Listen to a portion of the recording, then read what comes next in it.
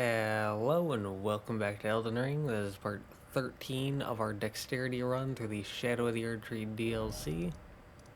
Last time we went through with the hinterlands and the finger ruins of Dio and the Cathedral of Manus Meter, taking out 3 bosses, getting ourselves the beloved Stardust Talisman, the Minor Erdtree Incantation, the Golden Braid Talisman, the Cerulean Seed Talisman +1, the Claws of Night, the ability to craft Fingerprint Nostrum, the Staff of the Great Beyond, Ymir's Bell-Bearing, the Maternal Staff, and the High Priest set, along with the Cherishing Finger Sorcery and the Sword of Night Katana, along with finishing out Count Ymir's quest line.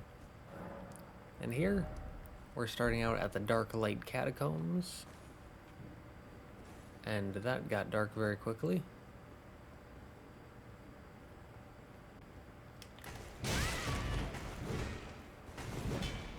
That was very rude of you, and now you die.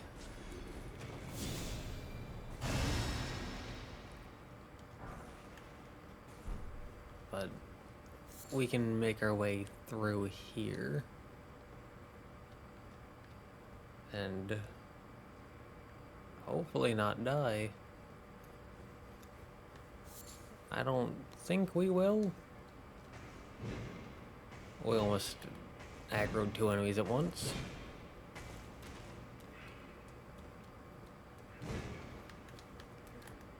Sir, you're free to turn a corner, you know that, right?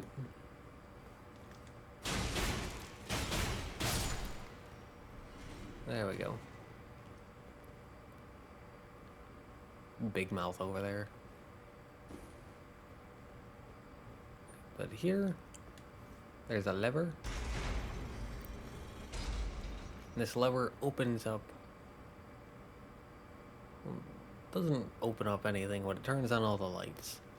Now, my first time going through here, I said I wanted to go through here in darkness, and that I really loved that there was the lever to turn the entire area dark, or to light the area up.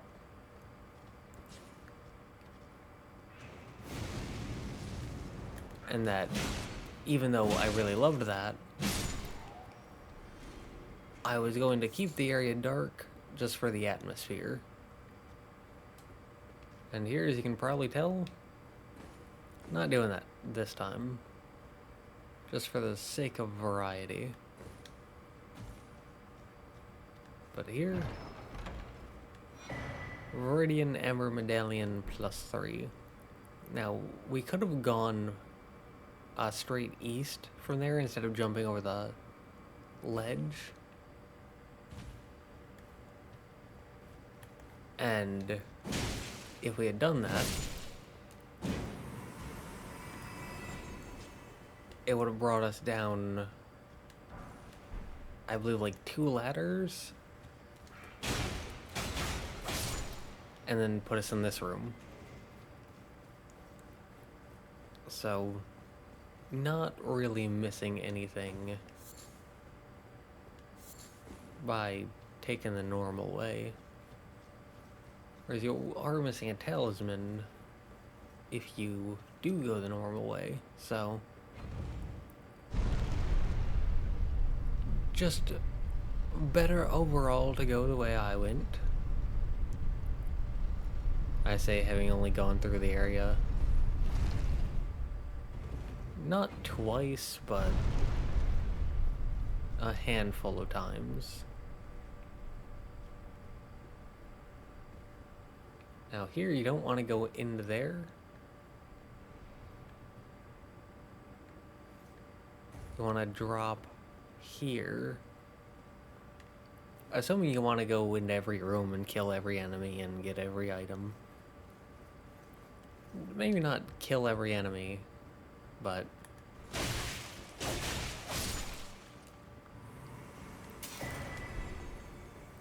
Assuming you want to get every item.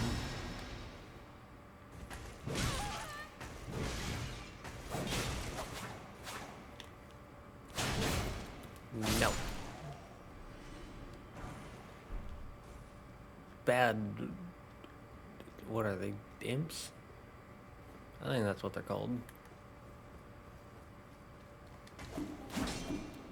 Oh, well, we missed each other. Thing is, I'm faster, so... W me. Hello.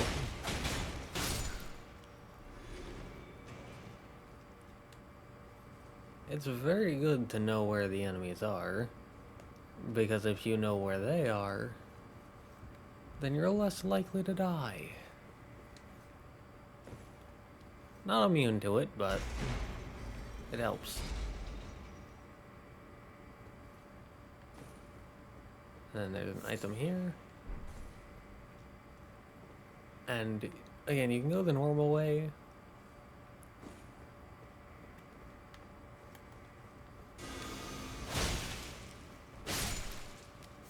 But that's mostly just ladders and imp enemies. Whereas this little secret way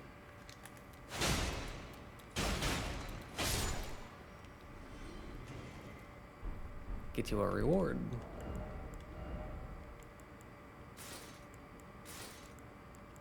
It gets you the Death Knight set, which enhances skills and incantations of the capital's ancient dragon cult. Which, considering it's the Death Knight set, you would think that it would boost death-based stuff. Which already kind of needs a boost, because that stuff tends to be weak.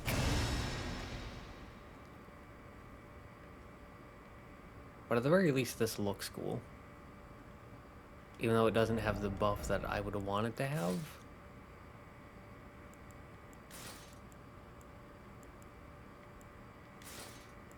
It still looks cool. So...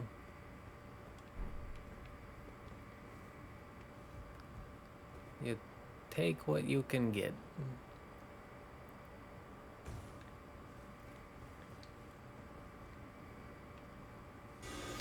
But moving on.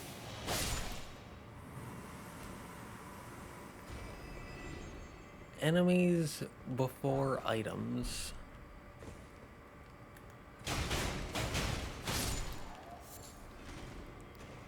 Because if you pick up the item, you're more likely to get attacked. And therefore more likely to die. But even if you do die without picking up the item will still be there. So there's no need to rush things.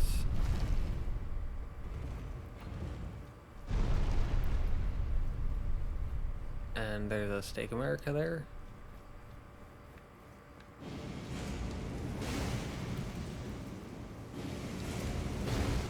And I'm not entirely sure how to take this, actually.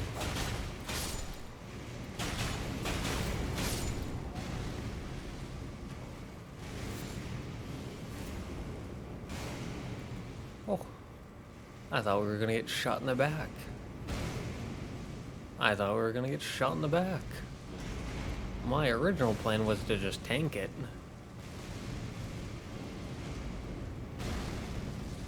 Oh yeah, that's being lowered now.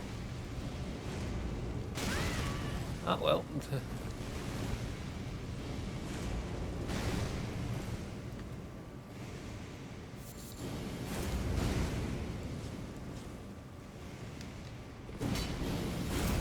My plan wasn't to tank it unless I had to.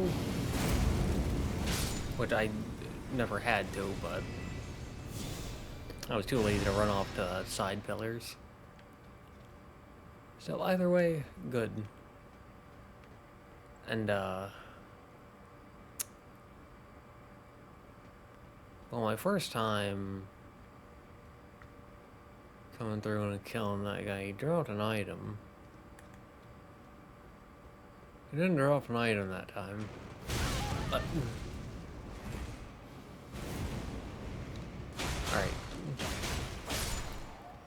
Is it just me? Am I just crazy, or did they not give any warning there? Because, like, normally they, like, move to position themselves correctly, and also their mouth glows. I don't know, maybe I just, like, blanked out for a second, but it didn't seem like they did that to me. Like I said, I could be crazy. But we survived.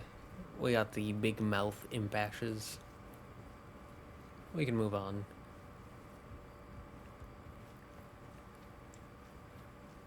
And I brought up something... Hello. I brought up something last time that got me thinking a little bit.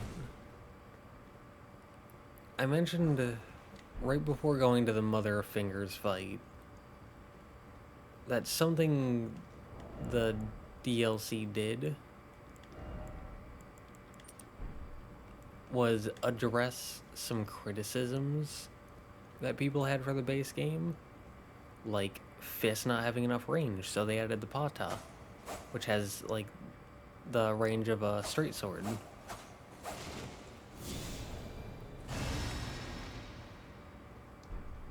And other whatnots. And one of the things I mentioned was the Smith script weapons. I don't have it here, but the Smith script spear, and I don't have it here, but the Smith script axe, and the heavy attack of the Claws of Night, they'll throw the weapon out to give a bit of range.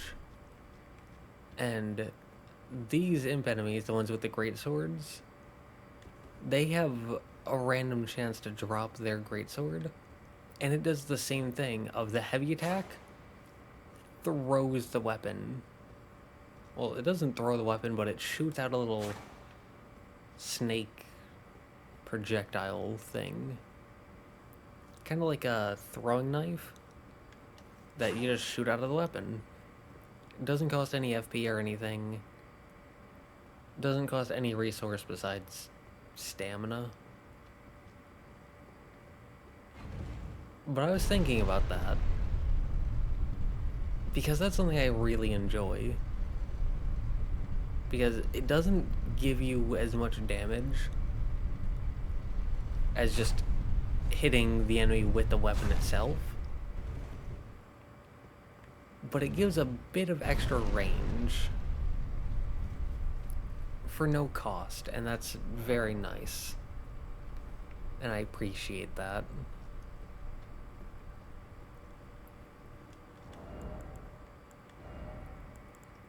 Here, instead of health, we can do this. Instead of getting FP back, we can do this. We can actually drop Halidrake +2 now. And we can drop Viridian Amber Medallion +2. We can drop all of these, actually. I don't care for any of these. Same with this. Anyways, sip this and head on in.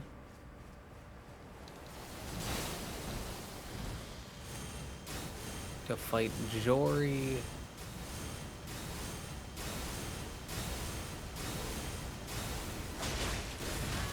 I was about to say Jori. I rolled too early.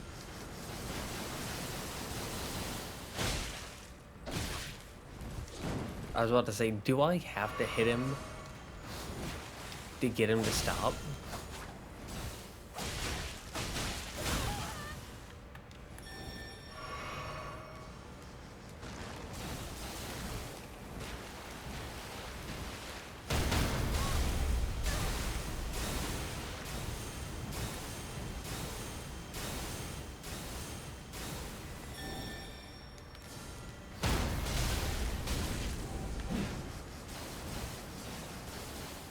Sir, that's so rude.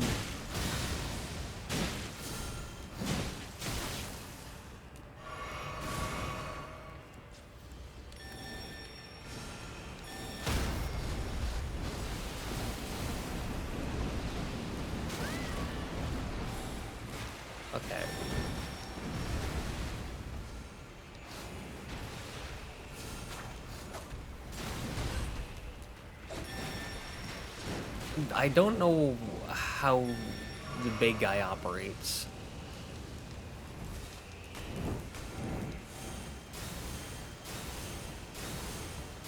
I actually don't know how the extra spawns operate at all.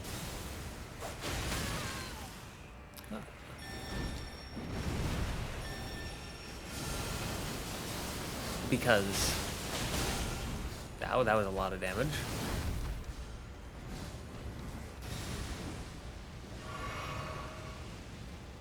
Because sometimes it seems like, okay, spawning him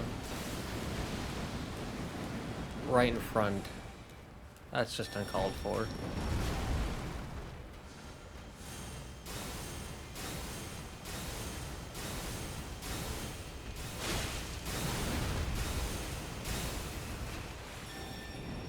Yeah, that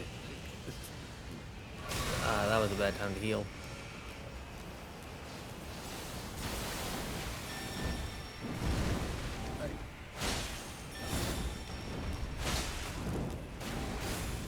Yeah, sometimes it feels like he summons them and it's like, okay, they're here for one attack.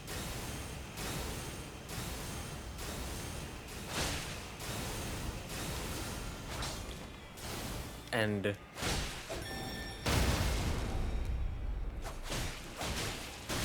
sometimes they're here for like 20-30 seconds.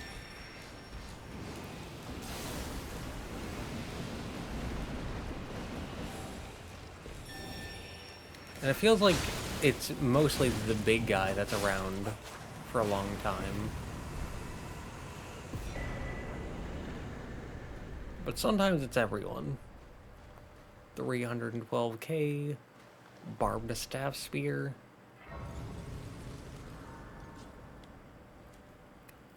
Maybe that's just because I'm running with fists, and so I can't be as aggressive. But I didn't feel as enthusiastic about that boss this time. Because I really liked them last time. The spawning additional enemies. Turn back while you were still able. Wasn't a fan of them spawning additional enemies before. But it kind of felt like more of a problem this time. Maybe that's just because fists I can't be as aggressive or do as much damage. Can't stun them as much.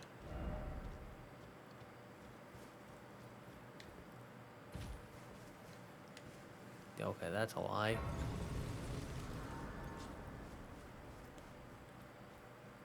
Like, maybe that's it, but I don't know.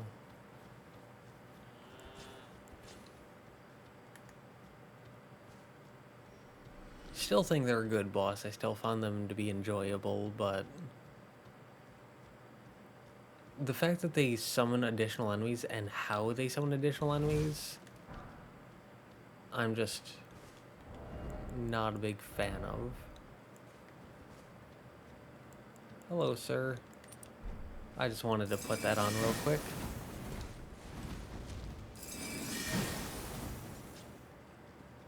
Nope. Nope.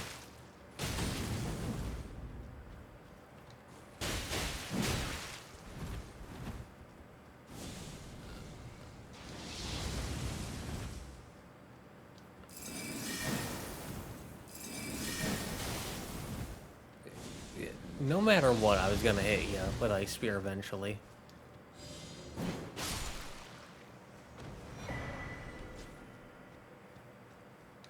I don't know why they didn't try to stop that, but okay. We can take off Dragon Crest Great Shield Talon because we don't need that. Not for this area. Robustness, we need focus. Oh, we don't have the +2. That's not very good. We can take this off as well. And, oh yeah, we have the +1 for this, so we can take that off. We can do that. Because having high frenzy resistance is more important than defense in this area. Because there are rats here. Oh, you can see one of them over there. Still don't have that. But that's a possible option to meet that enemy for the first time. So there are 3 different possible meeting points. I feel like that one that we pointed out might actually be the most common.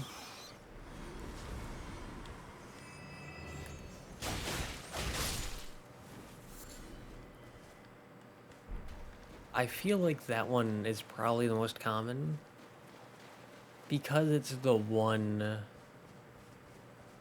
closest to where you get the map fragment. And I feel like most people are probably going to go for the map fragment right away. So that way they can see this entire chunk of the map. Which is understandable. So we can grab that. No point in getting this grace. But we're gonna get it anyways. And then 2 skidoo tree fragments. That's nice. And the perfume bottle. I've mentioned a few times this run that I have a friend and I've been talking to that friend, and they have recently really gotten into the perfume bottles. Like to the point where they use them on almost every character, almost every area. They really, really, really enjoy the perfume bottles. And when talking to them about it, they mentioned that how they see perfume bottles is how I see whips. Where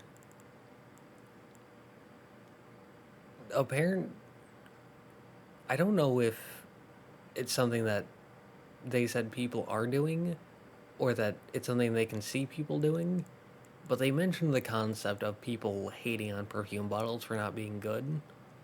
Again, don't know if people actually do that, or if that's just something they could see people doing. But I can see people hating on perfume bottles as well. But according to them, perfume bottles are pretty good. Like, it's an easy source of elemental damage like fire, lightning, fire with frenzy buildup, or madness buildup. And then this one is pure physical, but it has poison buildup. And then there's a frost one, which I'm going to assume does magic damage and frost buildup. And so it's an easy source of elemental damage. As you can see here, at the very least, those first 3 attacks are pretty fast.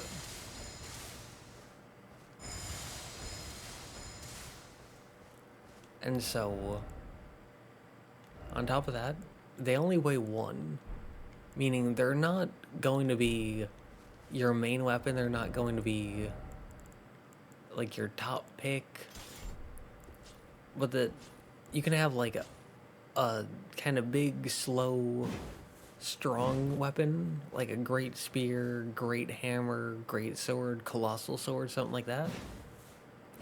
Something big and slow that hits hard. And then you can have this very small, pretty easy to miss, very lightweight, fast option. And I've actually seen a few people using them in PvP Not a lot. I've seen it like 2 or 3 times. But they would have like a great spear or great hammer as their main weapon. And you would get into this kind of mindset that they're slow and easily predictable, and then they'll just randomly.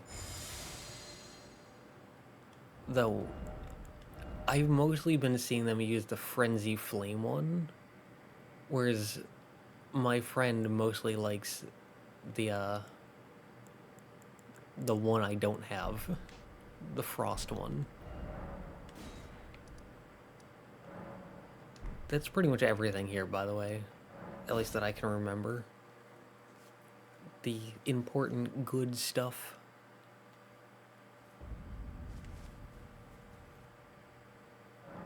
Which, I mean, a Frenzy Flame perfume bottle, and 2 Scadutree blessings, and a matte fragment.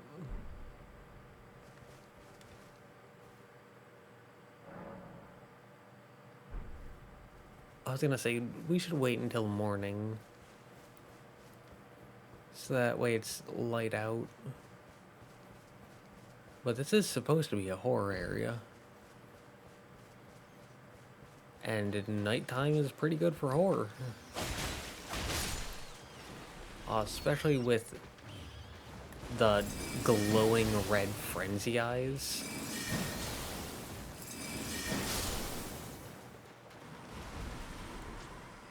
Yes, yes, yes, yes, yes.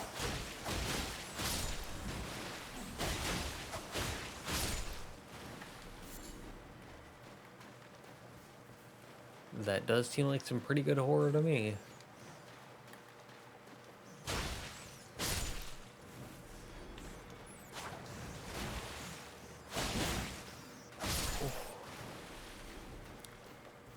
That charged heavy was nearly a one-shot. We came so close.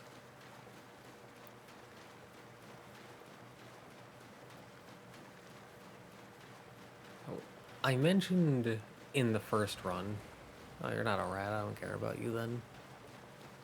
But I mentioned in the first run, while going through the finger ruins of Dio, this area, that the finger ruins would be such an incredible area to base a cave around.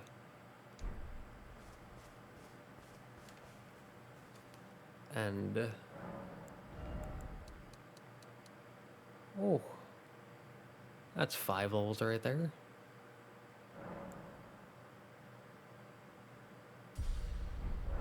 I had 1,000,000 runes and didn't even realize it.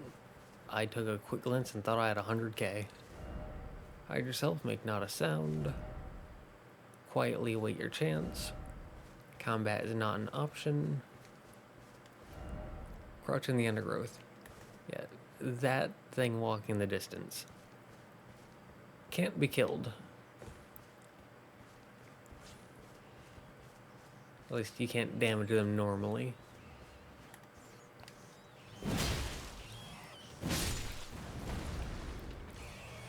And I talked about how great the finger runes would make for a cave. But imagine this area with a cave. That'd be fantastic.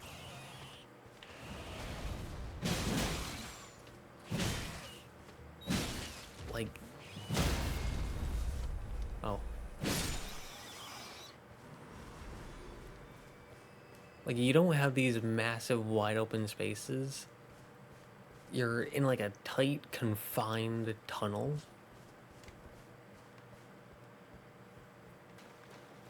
And there's small patches of undergrowth. And you have those invincible enemies patrolling around. And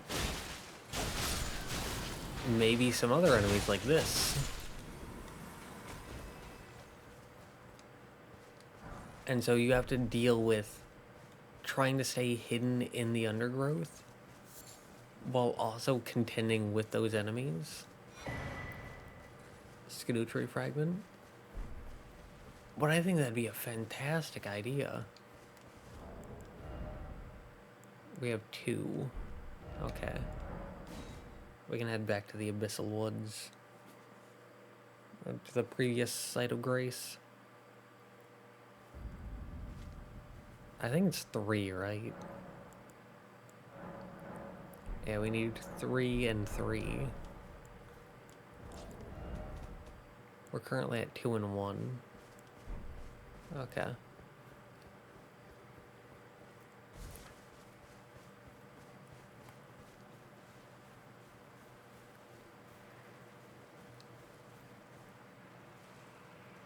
Well, yeah, a cave with these enemies.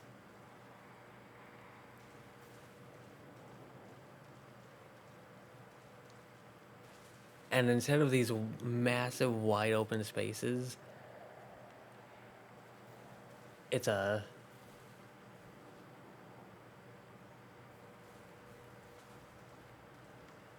You have to deal with being inside of a tight cave. Maybe you have to deal with rats or some other enemy that are around, and you either have to avoid them as well, or you have to lure them back. That's so good. That would make for such a fantastic horror cave.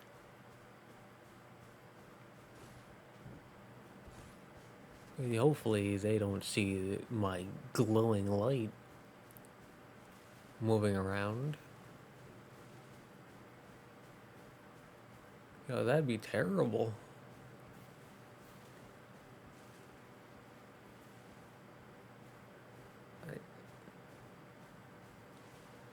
I'm gonna kinda try to sneak through this.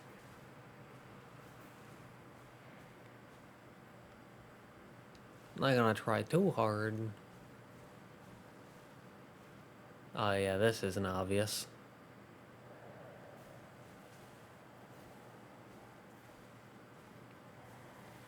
This isn't obvious at all. He's definitely not slowly meandering his way over here, pretending like he doesn't know I'm here. Just to get me to drop my guard. Something die and give 1,000 runes. Yeah, that's definitely not his game plan. Yeah, the thing with this section is there's 2 of them. And that's kind of where the problem lies, is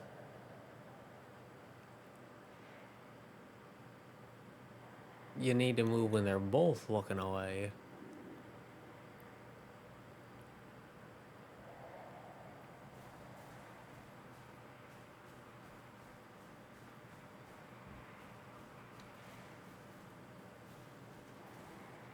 And there are also plants. Oh, there's a glowy skull thing up there that gives runes. Oh, it looks like there's 2 there. Yeah, you can kind of see those glowy, shimmery things. These, they kind of look like corn. I think that's what corn looks like.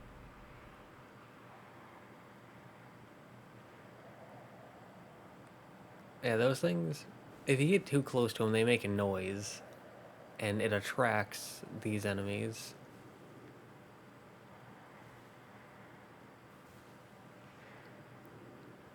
And so, in general, you have to avoid their eye contact.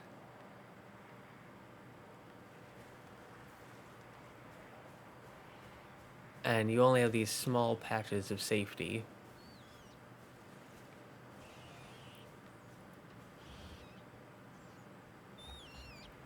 Oh, big rat.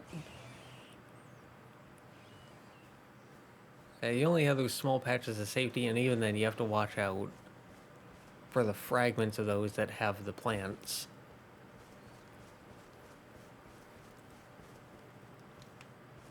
Oh, another one of these. Cool. Alright. So we got through that safe and alive. Glad that we did that legit. With no deaths as well.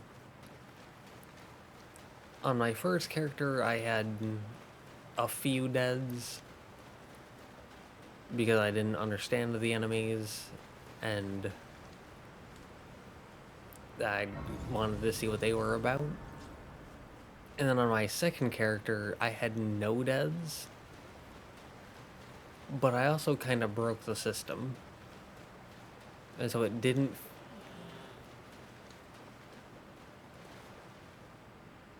I thought that one of them saw me for a second. I got scared.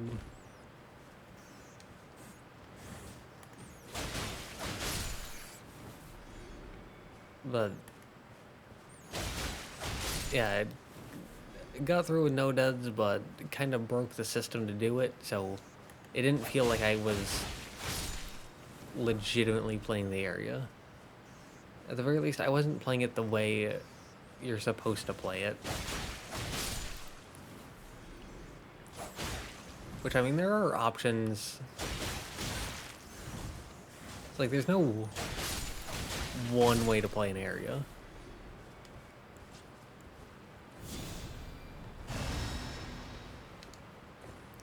There's almost always multiple ways to play an area.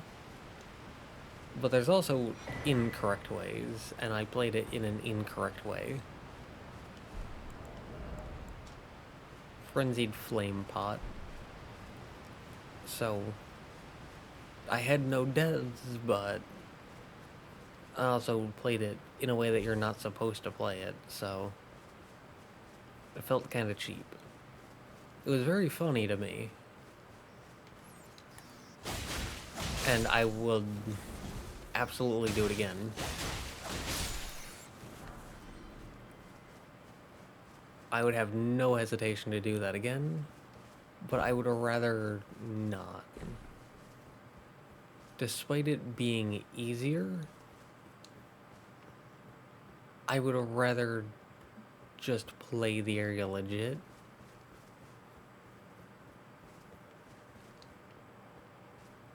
And get that feeling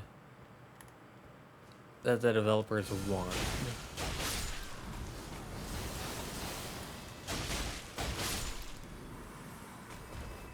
Well, I guess I did just tank those. And I'm going to keep doing it. Because who's gonna stop me? What, my health bar? Psh. Health bars don't exist.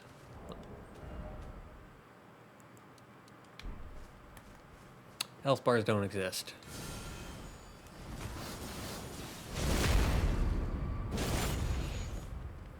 See? Why'd they die? No idea. Mysterious circumstances. No one could possibly figure it out. It's a true mystery.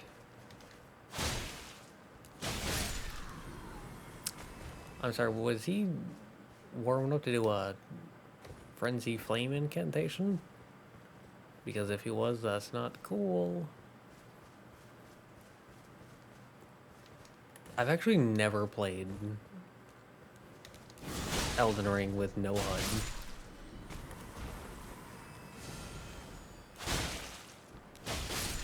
Although the save symbol is still popping up in the top right.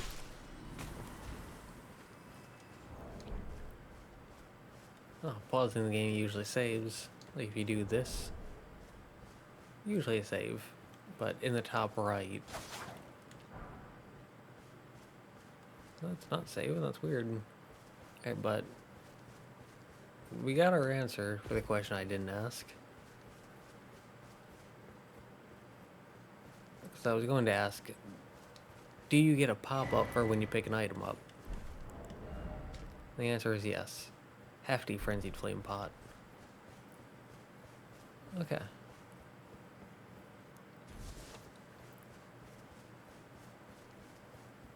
I really like this. Like, part of me feels like I shouldn't like this. Oh yeah, see top right, the save symbol still pops up.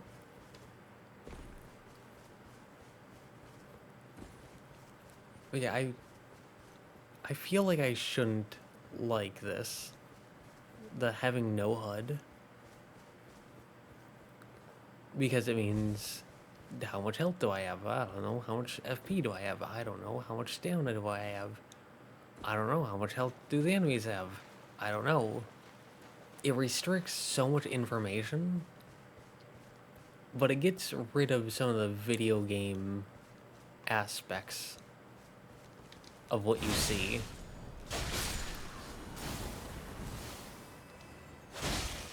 And all you're left with is pure Elden Ring.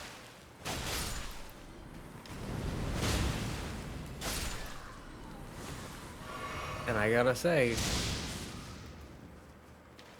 I rolled too late. But I gotta say, Elden Ring is a beautiful game. Like, this game looks absolutely stunning. It kind of blows my mind that a video game can look this good. And not only that, but a FromSoft game can look this good. I'm not saying that FromSoft games look bad, but I've heard, I think it was in an interview where Miyazaki was talking about the Demon Souls remake. He mentioned that he doesn't put a big emphasis on the visuals or graphical fidelity, I think it's called, where you make the game look as good as possible. Miyazaki said he doesn't tend to focus on that. Leave. Now. Come no closer. No closer, I say. The madness wears. Alright.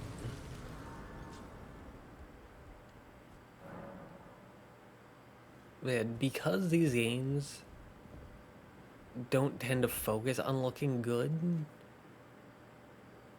and because of all the video game aspects of, you got the health bar, you got the FP bar, you got the stamina bar, you have the Great Rune, you have all these little things, you have the compass, you have Golden Vow, Bestial Vitality, what's in your right hand, what's in your left hand on the, like, bottom left of the screen.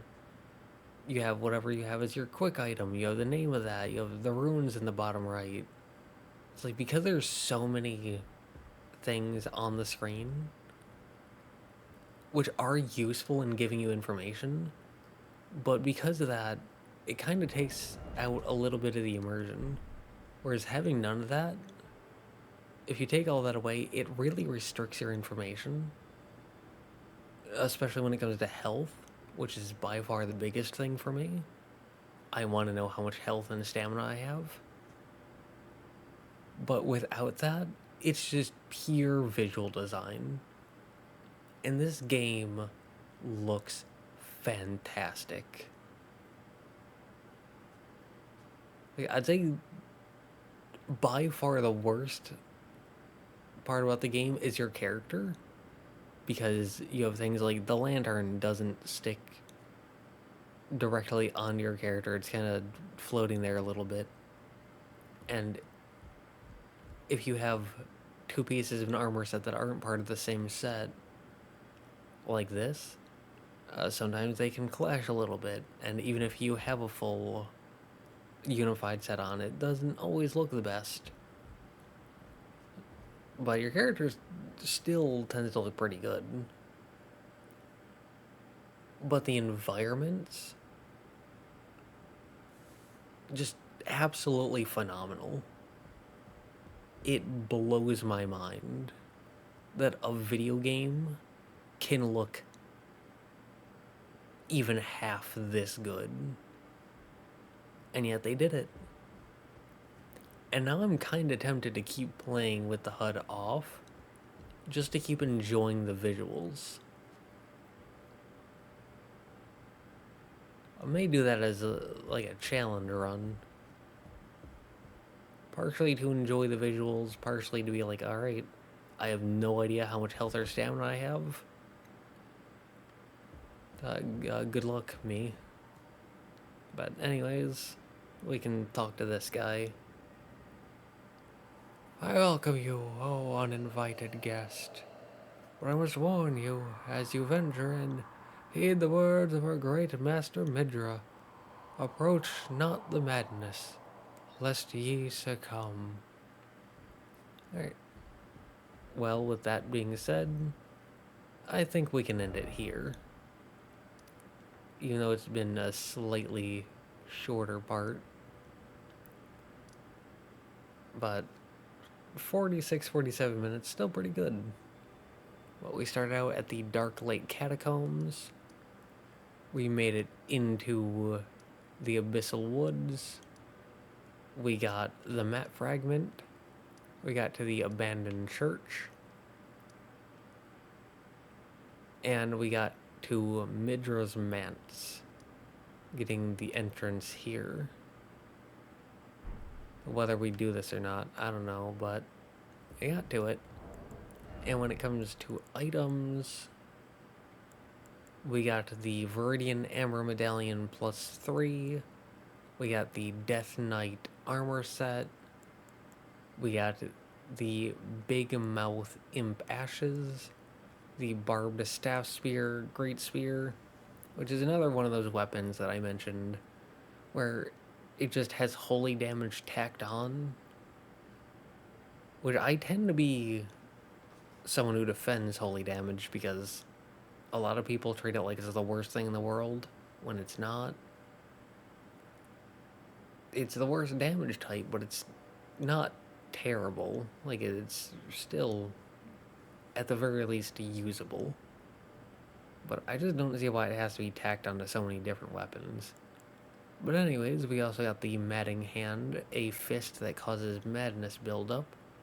We got the Map for the Abyss. We got the Frenzy Flame Perfume Bottle. We got at least one Skidoo Tree Fragment. We got the ability to craft Frenzy Flame Pots and Hefty Frenzy Flame Pots. And again, we got access to the Midra's Manse Legacy Dungeon that we'll be able to do either next time or in a later part. So, happy with that progress. And with that being said, yeah.